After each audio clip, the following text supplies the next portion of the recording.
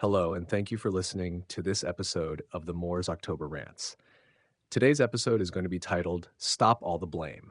Children point fingers at others. Adults take responsibility. Blaming other people is just another way to rob yourself of growth and make yourself look like a damn fool. Nobody wants to get in trouble or have people mad at them, but the discomfort of standing tall and owning your mistakes, missteps, and situations is infinitely more powerful and transformative than dodging the bullet and finding a scapegoat. On top of that, it earns you respect like nothing else can.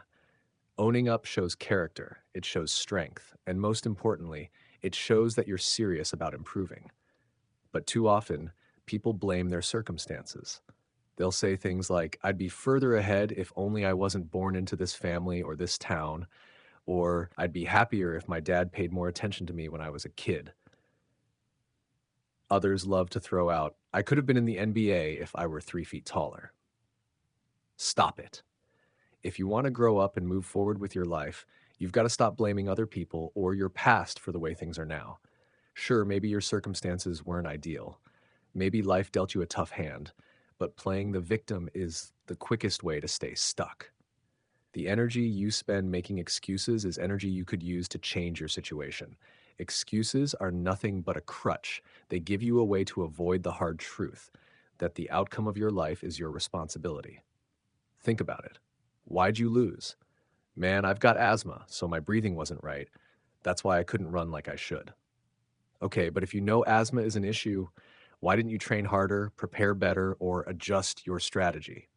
Why'd you do badly on your math test? I never understood it. I was confused the whole time we were going through it.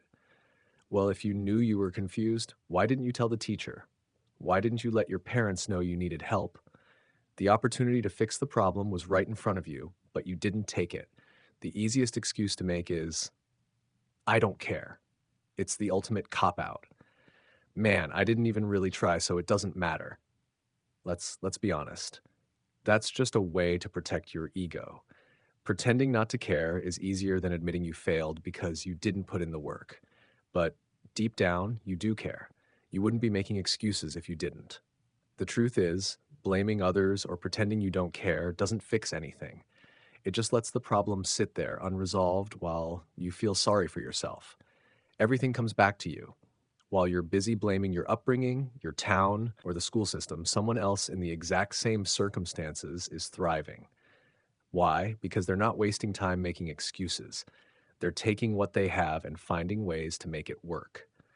Your past doesn't define your future unless you let it. Yes, some people start with more advantages than others, but that doesn't mean you're doomed to fail. It means you have to work harder, adapt faster, and stop wasting time feeling sorry for yourself. Blaming your environment or your parents is lazy. It's easy to say, if my dad hadn't done drugs, we'd have had a better life. Maybe you're right, but dwelling on it won't change a thing. You can't rewrite the past, so why waste time pointing fingers? Instead, ask yourself, what can I do right now to make my life better? That's the difference between people who succeed and people who stagnate. Life isn't fair, and the hand you're dealt might not be ideal, but it's still your responsibility to play it to the best of your ability. The truth is, accountability is where growth happens. When you take responsibility for your actions, your circumstances, and even your failures, you put yourself back in control. Accountability isn't just about admitting fault, it's about committing to do better. It's about looking at a situation, accepting your role in it, and taking steps to fix it. People respect that. They respect someone who says, I messed up, but I'm going to fix it. That kind of mindset isn't just powerful, it's contagious. And let me tell you something else. Waiting until everything is over to speak up doesn't make you a hero. It makes you a coward. If you're in the middle of something and you know it's not right, say something. Don't sit there quietly, go along with it, and then complain after the fact. That's failing yourself. That's the definition of passivity, and it's a guaranteed way to stay stuck. Taking responsibility means acting in the moment, not just after the damage is done. Excuses might feel like a shield, but they're really chains. They trap you in the same cycle of failure and stagnation. Every time you make an excuse, you're telling yourself it's okay to stay where you are. And the more you do it, the harder it gets to break out of that mindset. Taking responsibility is hard. It forces you to confront your weaknesses, to admit that you're not perfect, and to do something about it. But that's where growth happens. That's how you move forward.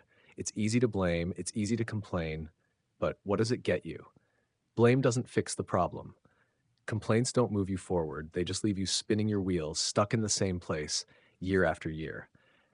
If you want real change, stop looking for someone or something to blame and start looking at yourself. That's where the solution is. At the end of the day, everything comes back to you. Your parents aren't responsible for where you end up. Neither is your hometown, your school, or your past. It's all on you.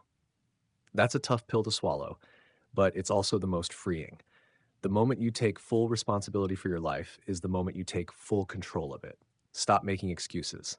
Stop blaming others. Own your life because no one else will.